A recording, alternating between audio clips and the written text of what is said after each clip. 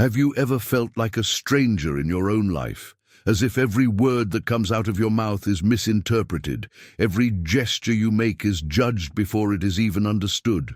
There are moments when you look around and feel like you are living behind thick glass, watching people laugh, talk, and connect, while you remain on the outside, observing a reality that you don't seem to be a part of. It's like waking up every day in a world that speaks a different language than yours, where your deepest ideas are met with blank stares, where your sensitivity is seen as weakness, where your authenticity is interpreted as strangeness.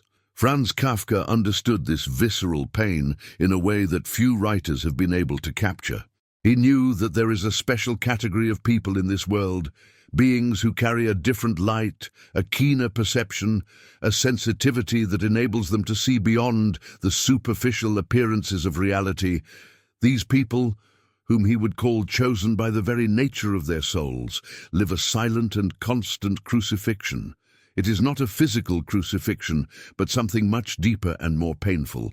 It is the crucifixion of the spirit, of the essence, of the inner truth they carry. It is the suffering of being misunderstood in its purest form, of having their authenticity rejected by a world that has not yet developed the eyes necessary to see the beauty that lies in their difference. If you've come across this video, it's because something in your heart has recognized this pain, this existential loneliness that seems to have no end. This channel exists precisely for people like you, sensitive souls who feel out of place in a world that values conformity over authenticity. Here, you are not alone. Here, your difference is celebrated, your sensitivity is understood, your search for meaning is respected and nurtured. Subscribe to this channel and be part of a community that understands that being different is not a curse, but a gift that the world is still learning to value. Leave your like so that more people who feel like you can find this refuge, this space where depth is welcome and superficiality is left outside. Together, we can transform our loneliness into authentic connection, our pain into wisdom, our misunderstanding into a new way of understanding the world and our place in it. The crucifixion of the chosen ones happens in subtle and constant ways. It begins in childhood, when that child who questions too much, who feels too much, who thinks too much, is labeled as problematic. It is the child who looks up at the starry sky and wonders about infinity, while their peers play simple games. It is the one who cries when they see an injured animal, who worries about issues that seem too big for their age, who carries an inexplicable sadness even in moments of joy. This child quickly learns that their intensity is uncomfortable, that their depth is seen as unnecessary melancholy, that their questions are interpreted as rebellion without cause. And so begins the process of crucifixion, the constant attempt to mold this unique soul to accepted standards, to tame their inner wildness, to erase their vibrant colors so that they fit into the monochromatic palette of the world around them. Kafka knew that this domestication is a form of subtle violence, a slow death of the purest essence of the human being. He observed how society, without even realizing it, systematically mutilated those who could be its greatest treasures, its greatest teachers, its greatest sources of renewal and transformation. The crucifixion process continues into adolescence and youth, when these differentiated beings desperately try to find their place in the world. They experiment with groups, try to fit into tribes, force themselves to like things that don't genuinely touch them, all in the hope of finally belonging somewhere.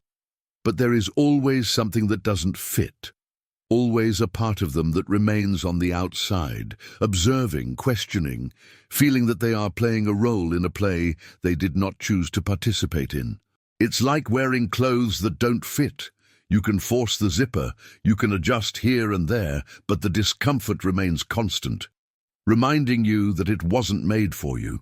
These chosen young people often develop an impressive chameleon-like ability, learning to imitate behaviors, reproduce empty conversations, and feign interest in subjects they consider superficial. But behind this adaptive mask, there is a soul crying out for authenticity, for real connection, for someone who sees beyond the performance and recognizes the truth that lies within. In adulthood, crucifixion takes on more sophisticated and socially acceptable forms. It is the work environment that stifles your creativity, where your innovative ideas are seen as impractical or dangerous. It is the relationship where you constantly have to explain yourself, justify your way of seeing the world, defend your sensitivity as if it were a defect to be tolerated. It is the family that does not understand your choices, your values, your need for silence and introspection. It is society that measures your worth by your ability to produce, consume, and conform, completely ignoring the inner wealth you carry.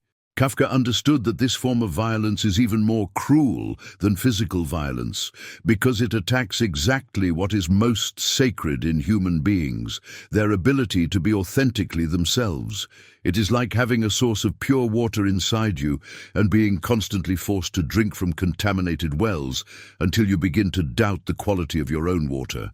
The crucifixion of the chosen ones also happens in small daily interactions, in micro-judgments, in looks of incomprehension, in discreet laughter, when they express an idea that goes beyond common sense.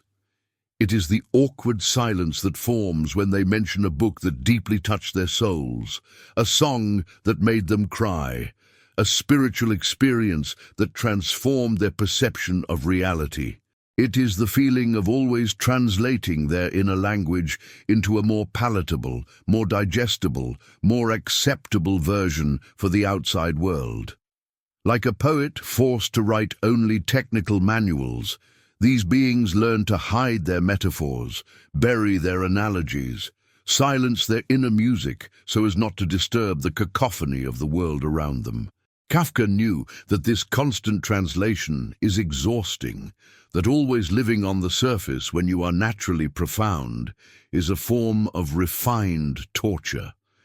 And have you ever felt the weight of carrying a truth that the world is not yet ready to hear? Have you ever experienced the profound loneliness of being surrounded by people but feeling completely disconnected from them all? If you're going through this right now, leave a comment saying, "I recognize my difference as a gift." Your courage in sharing this may be exactly what someone else needs to hear today. It may be the sign that they are not alone on this journey of discovery and self-acceptance. The Kafkaesque transformation reveals that the chosen ones undergo an inevitable process of metamorphosis, just as Gregor Samsa woke up one day transformed into a giant insect. But the transformation of the chosen ones is different. It is internal, gradual, and often invisible to the outside eye. It is the moment when they begin to understand that their difference is not a defect to be corrected, but an essential characteristic of who they are. It is like a cocoon that finally opens, revealing not a butterfly that everyone expects to see, but an entirely new creature, a species that has not yet been catalogued in society's manuals of normality. This transformation usually happens after years of frustrated attempts to fit in, after countless disappointments and disillusions, after the emotional exhaustion of always trying to be someone they are not. It is a rebirth that springs from the symbolic death of the adapted self, the self that desperately tried to belong to a world that was never truly its home. The process of awakening for the chosen ones is both liberating and terrifying. It is liberating because they finally stop fighting against their own nature, stop apologizing for feeling too much, thinking too much, questioning too much. It is terrifying because this awakening brings with it the awareness that they will have to live authentically in a world that often punishes authenticity.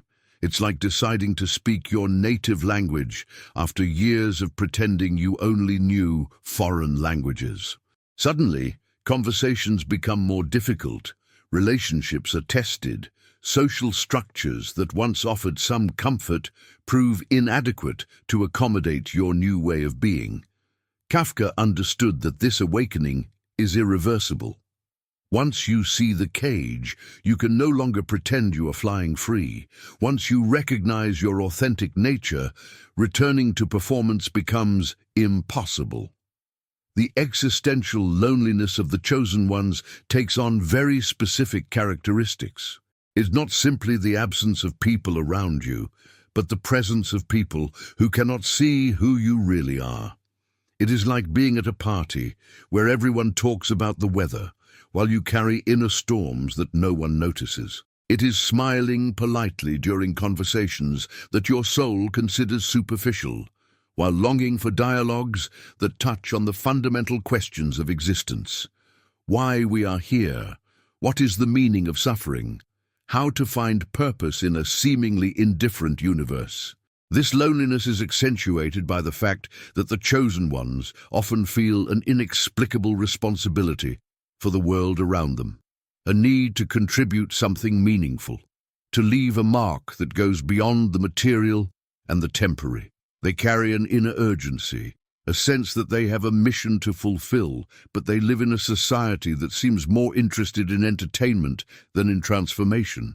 The crucifixion continues through systematic misunderstanding of their motivations and actions. When a chosen one decides to leave a well-paid job to pursue a creative passion, they are seen as irresponsible. When they choose to spend a weekend reading philosophy instead of attending social events, they are considered antisocial. When they express concern about existential or spiritual issues, they are labeled as melancholic or depressive. The world seems to have a compulsive need to explain their choices through conventional lenses, to reduce their complexity to simple and familiar categories. It's like trying to explain the color purple to someone who only sees in black and white. No matter how eloquent your description, something essential is always lost in translation. Kafka knew that this constant reduction of human complexity to simple formulas is one of the cruelest forms of psychological violence because it denies the dignity of unique individual experience. The isolation of the chosen ones is aggravated by their heightened perception. They see contradictions that others ignore, feel the unexpressed emotions that permeate environments, and pick up on the subliminal nuances of human interactions. It's like having super keen hearing in a constantly noisy world. You hear layers of reality that others don't perceive, but it also means you're constantly bombarded by stimuli that others can naturally filter out.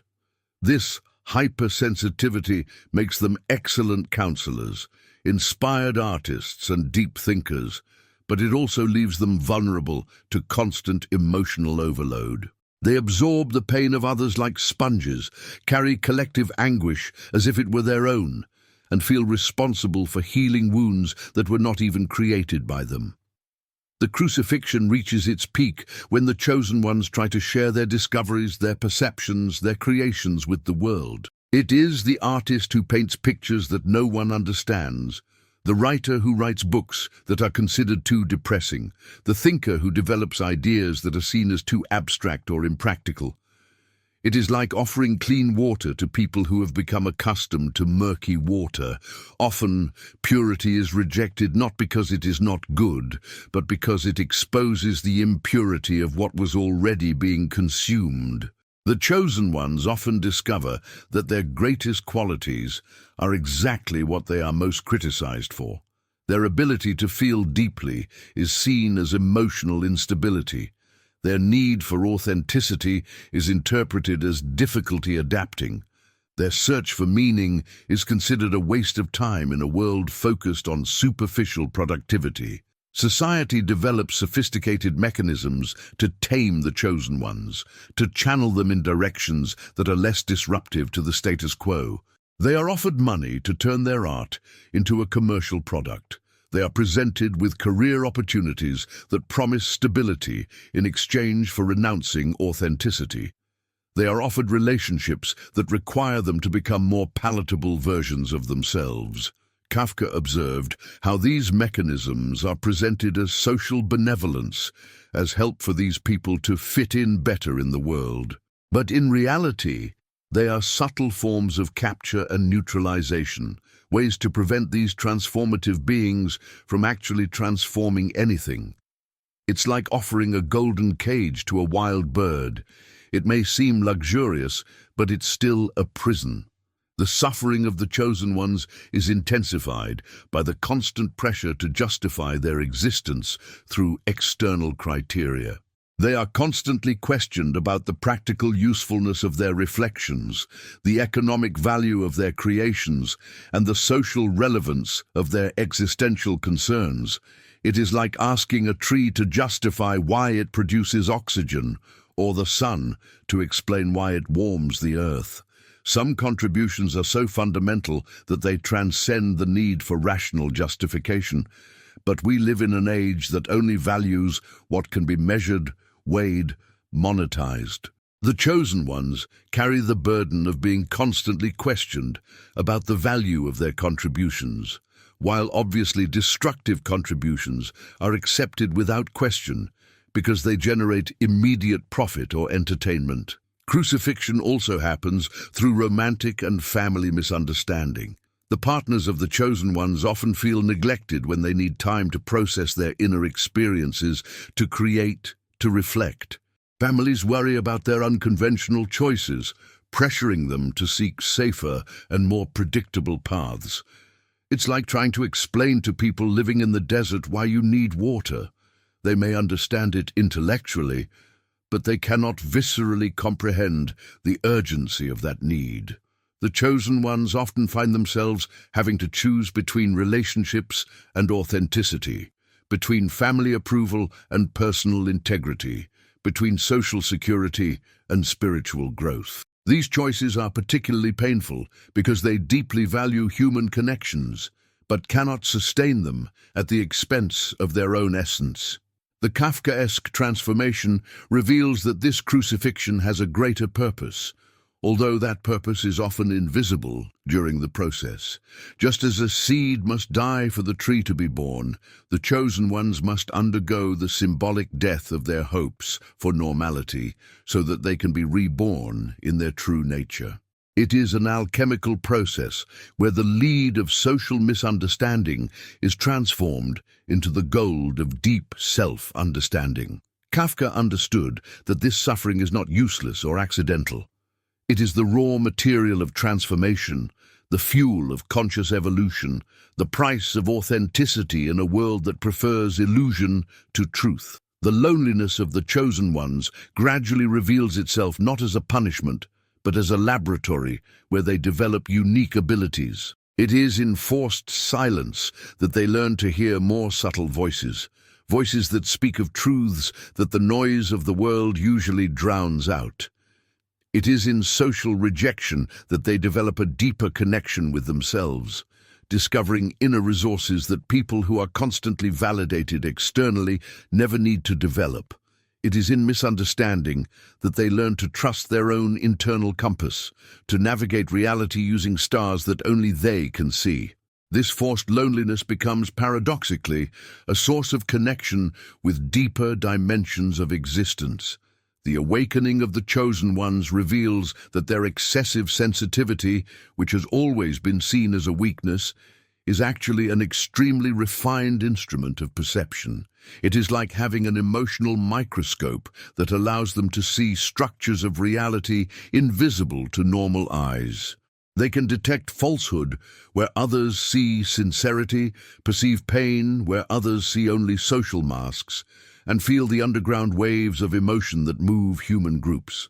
This ability makes them natural healers, not because they have special techniques, but because they can see exactly where the real wound is behind all the superficial symptoms. Their crucifixion transforms them into experts on the human condition, intimate connoisseurs of the mechanisms by which people hurt and heal themselves. The misunderstanding that the chosen ones face gradually forces them to develop their own language, a unique way of expressing truths that conventional words cannot capture. It is like being a translator between worlds. They learn to grasp subtle meanings of reality and transform them into symbols, metaphors, artistic creations that can serve as bridges between different levels of consciousness. Kafka knew that this translational function is essential for human evolution. It is the chosen ones who bring discoveries from the frontiers of human experience back into familiar territory, making accessible to others what they have discovered on their solitary journeys through the unexplored territories of the soul. The process of crucifixion reveals that the chosen ones are, fundamentally, pioneers. They explore psychological, spiritual, and creative territories that have not yet been mapped by mainstream society. Like all pioneers, they face the dangers of unknown territory, suffer the consequences of having no established trails to follow, and carry the burden of blazing trails that others may follow more easily in the future. The crucifixion they face is the price of exploration, the cost of going beyond the limits set by the known and safe. But it is precisely this ability to go beyond that makes them valuable to collective evolution. They expand the limits of what it is possible to be human, what it is possible to feel, think, create, and experience. The redemption of the chosen ones does not come through social acceptance, but through radical acceptance of themselves. It is the moment when they stop trying to translate their experience into languages that were not made to contain it, stop apologizing for being different, stop trying to fit into molds that were created for other forms of consciousness. It is like a flower that stops trying to look like a stone and accepts its nature to bloom. Suddenly, all the energy that was being spent on denying itself becomes available for the authentic expression of its essence. Kafka understood that this radical self-acceptance is not narcissism or arrogance. It is humble recognition of the unique role that each consciousness is destined to play in the great theater of existence. Crucifixion turns into resurrection when the chosen ones understand that their role is not to be understood, but to understand. It is not to be accepted, but to accept. It is not to be loved in the conventional way, but to love in a way that transcends conventions. They discover that their hypersensitivity is not a defect to be corrected, but a gift to be celebrated and consciously channeled. Their capacity for deep suffering reveals itself as a capacity for deep love, deep creation, and deep transformation. Forced isolation becomes a chosen retreat, a sacred space where they can process not only their own experiences, but the collective experiences of humanity. Kafka knew that the chosen ones carry a responsibility that goes beyond their individual lives.